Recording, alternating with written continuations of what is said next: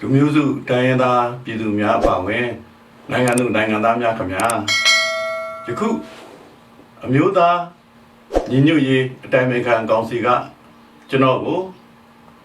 ကိုစားစကားပြောပြဖို့တောင်းအနှဲပါတယ်အဲ့ဒီအတွက်ကျွန်တော်နှုတ်ခွန်းဆက်စကားပြောပါမယ်ပြီးတော့တည်ထူးတစ်ပုဒ်ကိုလည်းပေးရပါလိမ့်မယ်ကျွန်တော်အဲ့ဒီမတိုင်ခင်အရင်ဆုံးပြောချင်တာကတော့ဒီຫນွေဦးတော်လှန်ရေးအပါအဝင်ပေါ့ဒီမိုကရေစီနဲ့လူ့အခွင့်အရေးဖက်ဒရယ်အရေးတိုက်ပွဲတွေမှာခေတ်ဆက်ဆက်ကြဆုံးခဲ့ကြတဲ့ပြည်သူတွေပေးဆပ်ခဲ့ကြတဲ့ဘဝတွေအကျဉ်းချခံတွေအားလုံးအတွက်ဥညွတ်ပြီးတော့အလေးပြုပါတယ်သူတို့ရဲ့ပေးဆပ်မှုတွေနဲ့ထိုက်တန်အောင်ကျွန်တော်တို့ရယူပေးဖို့တာဝန်ရှိကြပါတယ်ဒါကြောင့်လဲအခုအများပြည်သူတွေမျှော်လင့်တောင်းတနေတဲ့အမျိုးသားညီညွတ်ရေးအစိုးရဖွဲ့စည်းပြီးကြောင်းကိုကျွန်တော်ကြေညာပါတယ်ဒါလွယ်လွယ်နဲ့တော့ရခဲ့တာမဟုတ်ပါဘူး2020ရွေးကောက်ပွဲရဲ့ mandate ခေါ်တဲ့ကိုစားပြုမှုအဲ့ဒီကနေပြီးတော့အခြေခံတယ်ပြီးတော့လူထုတွေရဲ့တပိတ်အစုံပေါင်းစပ်ရပါတယ်နောက် CDM လို့လှုပ်ရှားမှုတွေပေါ့ CDM ဆိုတဲ့နေရာမှာဝန်ထမ်းတွေရုံးမတက်တာတွေမကပါဘူးပြည်သူတွေတဦးချင်းစီကမတရားတဲ့အမိန့်အာဏာတွေကိုဖီဆန်တာတွေပါအားလုံးပါဝင်ပါတယ်တကယ်ကိုထူးခြားပါတယ်အခုကျွန်တော်တို့မြန်မာနိုင်ငံရဲ့သမိုင်းမှာနော်တိုင်းရင်းသားတွေအစုံနေဆုံးနဲ့အားအကောင်းဆုံးအမျိုးသားညီညွတ်ရေးအစိုးရကိုဖွဲ့စည်းနိုင်ပါပြီအဲ့ဒါဟာကျွန်တော်ခုနကကိုစားပြုပြီးပြောနေရတဲ့အမျိုးသားညီညွတ်ရေးအတိုင်ပင်ခံကောင်စီနဲ့လက်တွဲပြီးတော့သွားကြရမှာပါဘာလို့သွားမှာလဲဆိုတော့ယခုရေးဆွဲထားကြတဲ့သဘောတူထားတဲ့လမ်းပြမြေပုံအတိုင်းမှာအဲ့ဒါကလည်းမကြသေးမီကကြေညာခဲ့တဲ့ charter ခေါ်တဲ့ပဋိညာဉ်ပေါ့သဘောတူပဋိညာဉ်တွေအတိုင်းကိုအကောင့်ထဲပေါ်ကြရမှာပါဒါဟာအစမ်းတကြေတော့မဟုတ်ပါဘူးကျွန်တော်တို့ရဲ့နိုင်ငံရဲ့ဟိုးတုန်းကလွတ်လပ်ရေးကိုတခါတည်းကြိုးပမ်းခဲ့ကြတဲ့ခေါင်းဆောင်တွေရဲ့1948ခုနှစ်မှာသဘောတူခဲ့ကြတဲ့ပင်လုံစာချုပ်ကိုအကောင့်ထဲပေါ်တာလည်းဖြစ်ပါတယ်အဲ့လိုပေါ်တဲ့နေရာမှာလူအခွင့်အရေးတွေစံချိန်စံညွှန်းတွေနဲ့ညီအောင်လဲကြိုးစားထားကြပါတယ်အခုကြည့်ပါကျွန်တော်တို့ဒီအသစ်ဖွဲ့စည်းလိုက်တဲ့အစိုးရအဖွဲ့မှာဒုတိယသမ္မတဟာကချင်လူမျိုးတူပါ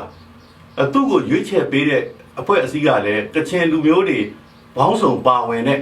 ဘလို့ပါဝင်တယ်လဲဆိုတော့လက်နဲ့ကင်တာတွေရောလက်နဲ့မကင်တာတွေရောအရက်ဖက်လူအဖွဲ့အစည်းတွေရောဘာသာရေးအသင်းအဖွဲ့အစည်းတွေရောလူမှုရေးအသင်းအဖွဲ့အစည်းတွေမျိုးသားမျိုးသမီးအဖွဲ့အစည်းတွေဘောင်းဆောင်ကနေပြီးတော့ရွေးချယ်ပေးလိုက်တယ်အဲ့ဒီလိုပဲဝန်ကြီးချုပ်ကလည်းကရင်လူမျိုးတူဖြစ်နေတာကိုတွေ့ရပါလိမ့်မယ်ဆိုတော့အခု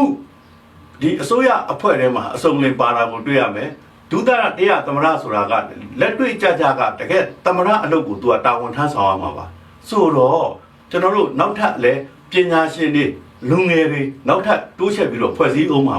အဲ့ဒီအစိုးရအဖွဲ့ထဲမှာအစုံလင်ပါမယ်ပေါ့နော်အခုကျွန်တော်တို့ဆိုရင်တပိတ်ခေါင်းဆောင်တွေတောင်ပါဝင်ပြီးတော့ဖွဲ့စည်းထားတာပါဆိုတော့ဗျာဒီမှာနောက်ထပ်တိုးချက်အောင်မယ်ဆိုတဲ့နောက်မှာဒီ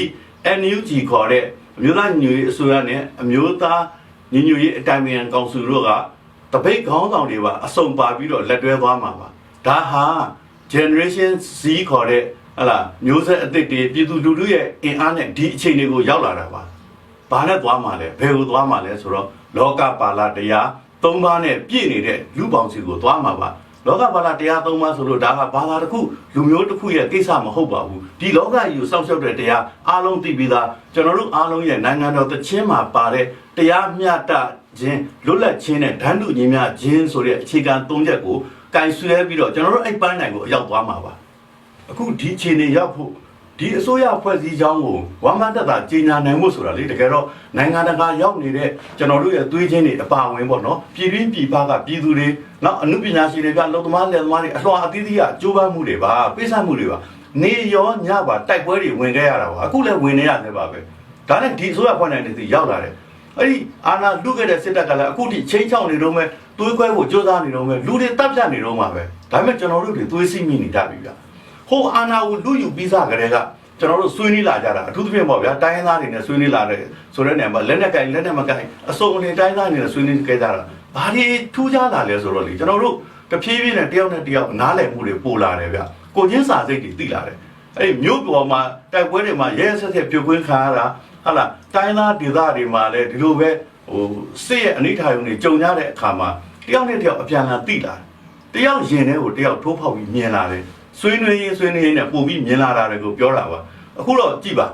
ါပြည်သူတွေရဲ့ဆုတောင်းတွေကိုကြည့်ပါပြည်သူတွေကဒီရဲရင်တဲ့တတ္တိသွေးတွေပြကြရုံမကဘူးပြပရောက်နေတဲ့ကျွန်တော်တို့အားလုံးရဲ့ဆွေမျိုးများကလည်းသွေးကစကားပြောပြီးတော့နော်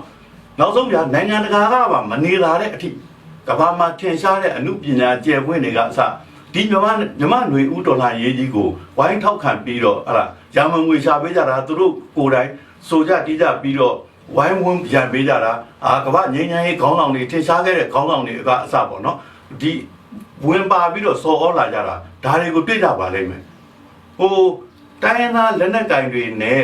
လက်ရှိအာဏာသိမ်းစစ်ကောင်စီရဲ့တပ်တွေရဲ့တိုက်ပွဲတွေကိ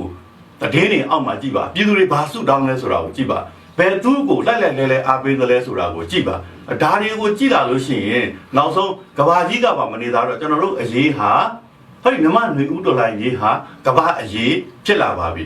တကယ်ကိုကဘာကြီးကဝိုင်းပြီးတော့ပူပေါင်းဆောင်ရွက်မှုတွေအင်အားကောင်းလာပြီအခုဒီအစိုးရကိုကြီးညာပြီးတဲ့နောက်မှာလဲဒီတက်ပို့ပြီးတော့ထင်ရှားတဲ့အားရစရာတွေမြင်တွေ့လာပါလိမ့်မယ်ကဘာကြီးကဘလောက်ထောက်ခံတယ်လဲဆိုတာကိုတွေ့ရပါလိမ့်မယ်အဲ့တော့ Federal ပြည်ထောင်စု Federal နဲ့ဒီမိုကရေစီနဲ့အတူတူကသွားမယ်နော် Federal ဆိုတာအများကြီးရှင်းထုတ်ထွေးမဟုတ်ဘူးကျွန်တော်တို့ဒီမြေမှာအတူနေတဲ့သူတွေရဲ့အနာဂတ်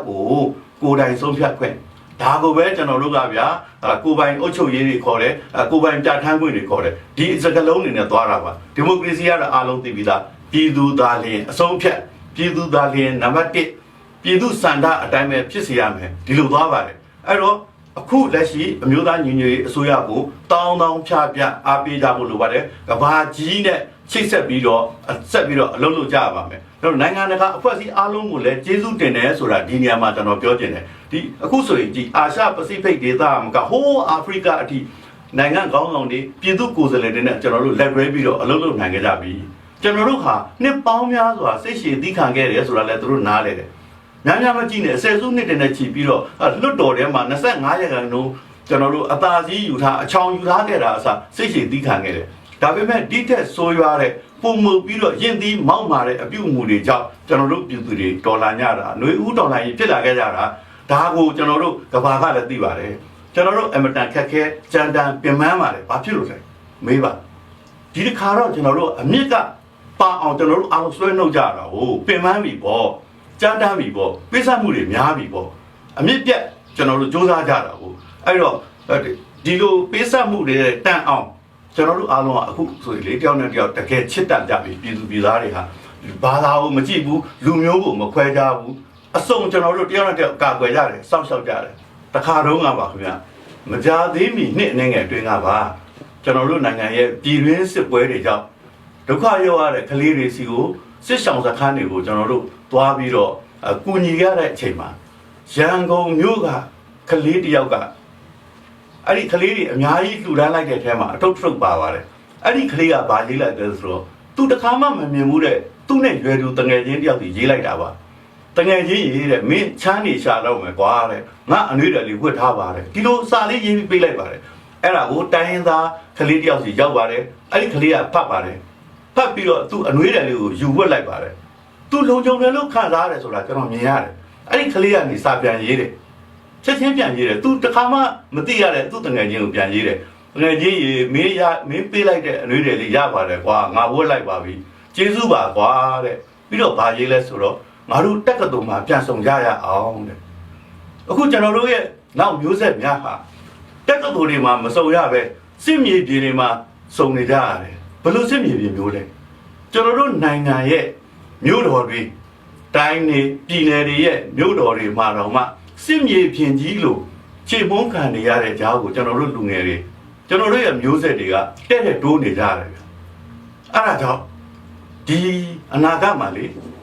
ကျွန်တော်တို့ရဲ့မျိုးဆက်တွေဟာတယောက်နဲ့တယောက်စိတ်ဓာတ်ရာတွေနဲ့မစုံကြပါစေနဲ့မေတ္တာတွေယုံကြည်မှုတွေနဲ့စုံကြပါစေလို့ကျွန်တော်ဆုတောင်းပါတယ်ဆုတောင်းတဲ့အတိုင်းလဲကျွန်တော်တို့ပြည်သူပြည်သားများအားလုံးဒီတစ်ခါမှာယုံကြမယ်ဒီတစ်ခါမှာတော့အားအပြည့်ထည့်ပြီးတော့ယုံရမယ်လို့ကျွန်တော်ယုံကြည်ပါတယ်အဲ့တော့အနာဂတ်ပြည်သူတွေရဲ့ဘဝအတွက်အမျိုးသားညီညွတ်ရေးအစိုးရကိုထောက်ခံပေးကြပါကလေးတွေရဲ့အနာဂတ်အတွက် မျိုးသားညီညွတ်ရေးအစိုးရကိုထောက်ခံပေးကြပါပြည်သူသားလင်းအစုံအဖြတ်ပြည်သူသားလင်းအစုံသက်တိုက်ပွဲကိုနှွဲမယ်အောင်ပွဲရမယ်လို့ယုံကြည်ပါတယ်ရေးတော်ပုံအောင်ရမည်